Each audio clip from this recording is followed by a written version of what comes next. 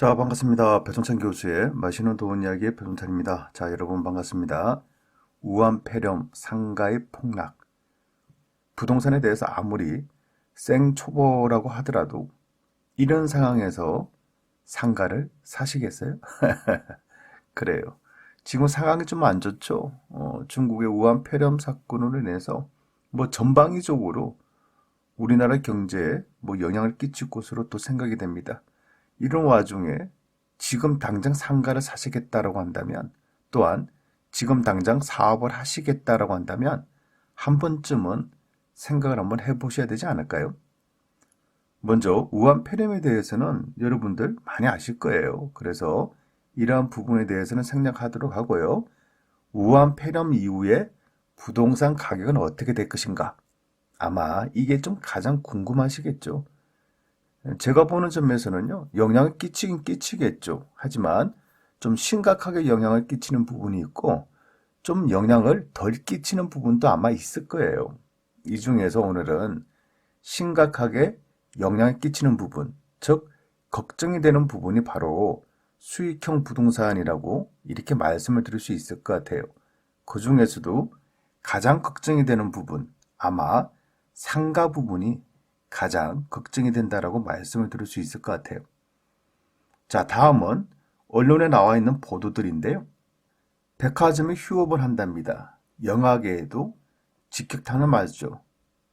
사람들이 모이는 곳, 극장이 됐든 백화점이 됐든 안 간다는 얘기지 않습니까? 유통 관련해가지고 문제가 발생되는 거죠. 자동차 업계도 난리죠. 현대자동차도 그렇고 여행업계 또한 마찬가지죠. 비단 이런 업종도 뿐이겠습니까? 실제적으로 우리 생활에 필요한 대부분의 요소들이 우한 폐렴, 신종 코로나 바이러스에 의한 영향을 받는다고 보셔야 되겠죠. 참 큰일이에요. 사람이 사람을 만나야지 돈을 버는 건데 사람을 만나면 병에 대한 걱정 때문에 사람을 만날 수가 없으니까 자연스럽게 모든 업종에 대해서 좀 치명타를, 직격탄을 받는다라고 이렇게 설명을 할 수가 있을 것 같아요.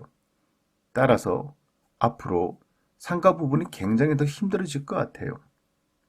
안 그래도 여러분들 다 아시지 않습니까? 전국적으로 빈 상가들이 얼마나 많습니까?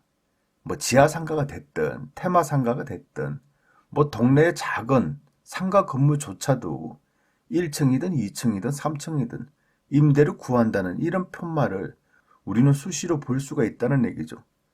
그만큼 전국적으로 빈 점포들이, 빈 상가들이 많이 있다라고 말씀을 드릴 수가 있다는 겁니다.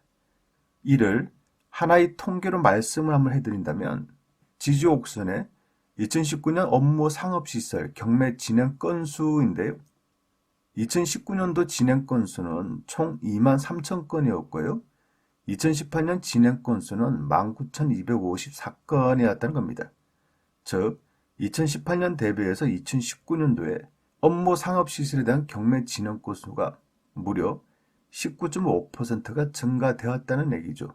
즉, 상가 부분이 경매 물건이 좀 많이 나왔다라고 말씀을 드릴 수가 있다는 얘기고요. 2019년 업무 상업시설 낙찰가율 또한 사상 최대 폭으로 하락했다는 얘기입니다. 2019년 낙찰가율은 59.0%였는데요. 2018년 낙찰가율은 67.6%라는 얘기입니다. 즉, 2018년 대비 2019년도에 낙찰가율이 무려 8.6%나 하락하였다는 얘기죠. 이러한 통계는 2001년 이후 최대의 하락폭이라고 지지옥선은 설명을 하고 있습니다. 그러한 이유에 대해서 한번 간단히 살펴보면요. 뭐니 해도 장사가 안 된다는 얘기예요. 세입자들이 장사가 안 된다는 얘기는 임대료 납부하기가 힘들다는 얘기 아닙니까? 그럼 임대료를 납부하지 못했다라고 하면 공실이다라고 한다면 관리비 납부해야죠. 은행 이자 납부해야죠. 그러다 보니까 상가의 매매 가격이 떨어진다는 얘기죠. 그리고 앞서 말씀드린 바와 같이 은행 이자를 납부 못한다. 그랬다가는 바로 은행에서는 경매가 들어오지 않습니까? 따라서 은행 이자를 납부 못하는 그러한 건물들이 증가됨으로써 경매 물건이 증가됐다라고 이렇게 말씀을 드릴 수가 있다는 겁니다. 결국 경기 부진에 의해서 상가 건물의 낙찰 가격은 그만큼 떨어지고 있다라고 말씀을 드릴 수 있을 것 같고요. 더 큰 문제는 이러한 경기 부진에 대한 답이 없다라는 얘기입니다. 여기에다가요, 정부의 강력한 부동산 규제 정책이 막 쏟아지고 있지 않습니까? 정부는 부동산 투기와의 전쟁을 선포했죠. 투기 세력을 용납하지 않겠다는 거예요. 따라서 전방위적으로 세금이 됐든 금융이 됐든 이런 식으로 제재를 가하고 있지 않습니까? 여기에다가 우한 폐렴 사태까지 이렇게 터졌지 않습니까? 따라서 상가 부분에 더 큰 타격이 입을 것으로 예상할 수밖에 없다는 얘기죠. 제가 여러분들한테 늘 말씀드리는 부분이 있죠. 이 보통 사람들의 꿈과 희망, 우리의 꿈과 희망은 무엇인가요? 그것은 바로 월세를 받는 건물주 되는 거 아니겠어요? 그렇죠? 네. 하지만 건물주인이라고 해가지고 다 똑같은 건물주인은 아니라는 얘기죠. 어떤 건물은요, 월세가 따박따박 들어와요. 그런데 어떤 건물은 월세가 들어오지 않아요. 그리고 세입자를 못 구해요. 공실이라는 얘기죠. 따라서 건물주인이 월세를 받는 것은 고사하고 오히려 은행 이자를 납부를 하고 건물에 대한 관리비를 납부를 하는 그런 건물주들이 많이 발생이 된다는 얘기예요. 무엇보다도 앞으로 우한 폐렴 사태가 어디까지 갈지 이건 아무도 모른다는 얘기잖아요. 그리고 가장 근본적으로 오프라인 상가에 대한 수요보다는 이제 가면 갈수록 온라인 상가에 대한 수요가 더 증가된다라고 볼 수가 있겠죠. 결론적으로 우한 폐렴으로 인해서 상가 부분에 대해서는 치명타를 입을 수밖에 없을 것 같고요. 가격 또한 직원보다는 좀 재미가 없어 보인다는 얘기죠. 최소한 석 달에서 1년 정도의 시간, 이러한 시간이 좀 필요하지 않을까요?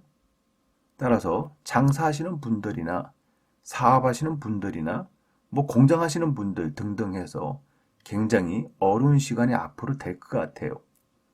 왜 그러냐 하면 먼저 임차인 입장에서 한번 생각을 한번 해보죠. 우한 폐렴 사태로 인해서 장사가 안 되겠죠. 월세에 대한 부담, 세입자 입장에서는 있을 수밖에 없겠죠.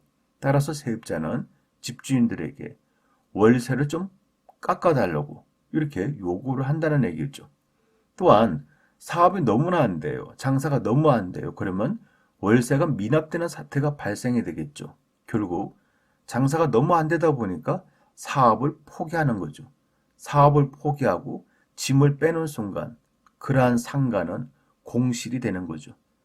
임대인 입장에서 살펴본다면 이처럼 공실이 증가된다는 얘기는 은행 이자, 대출을 받았다면 이자 부담하셔야 되겠죠. 또한 관리비도 부담하셔야 되겠죠. 따라서 이자와 관리비에 대한 부담 때문에 월세를 깎아줄 수밖에 없다는 얘기예요. 자연스럽게 임대료가 하락되겠죠. 임대료가 하락된다는 얘기는 상가 건물에 대한 수익률이 떨어진다는 얘기고, 수익률이 떨어진다는 얘기는 매매 가격이 하락할 수밖에 없다는 얘기죠. 결국 은행 이자를 갚지 못한다면 경매 물건으로 나올 수밖에 없다는 얘기고요. 앞으로 상가 건물에 대한 경매 물건은 아마도 지금 현재보다는 석 달 뒤에, 6개월 뒤에, 9개월 뒤에 상가 건물의 경매 물건이 더 증가되지 않겠습니까? 참고적으로 투자의 팁을 한 가지 드린다면요. 앞으로 상가 건물 또 상가 부동산 시장에 대한 분위기가 점차 더 안 좋아질 것 같아요. 경기도 안 좋지 않습니까? 부동산 규제도 심하게 하고 있고요. 또한 우한 폐렴 사태까지 발생하였으니까요. 앞으로 상가 부동산 시장이 더 암울하다라고 말씀을 드릴 수가 있겠죠. 따라서 상가를 굳이 지금 매수하겠다는 분들이 계신다면 저는 좀 말리고 싶어요. 이왕이면 지금보다는 올 하반기 때 매수를 한다면 지금보다 가격이 좀 더 싸게 구입할 수 있지 않겠습니까? 사업이나 장사를 이제 시작하시는 분들이 입장이라면 지금보다는 올 하반기 때 하시는 게 좀 더 유리할 것으로 생각이 들 수밖에 없다는 얘기고요. 경매 투자하시는 분들 입장이라면요. 올 하반기 때 상가 건물 경매 물건이 더 증가할 것을 보이지 않습니까? 따라서 올해 하반기 때 입찰에 들어가신다면 지금보다는 입찰 가격이 더 저렴할 수 있다는 얘기겠죠. 즉, 지금의 상가 시장은 장사를 하시거나 매수할 타이밍, 그리고 지금 당장 경매를 들어갈 타이밍, 그러한 타이밍은 아니다는 얘기죠. 지금보다는 늦어도 올 하반기 때 그 정도로 생각하신다면 지금보다 가격이 더 월세가 됐든 매매 가격이 됐든 낙찰 금액이 됐든 더 저렴할 가능성이 높아 보인다는 얘기죠. 여러분 생각은 어떠하신가요?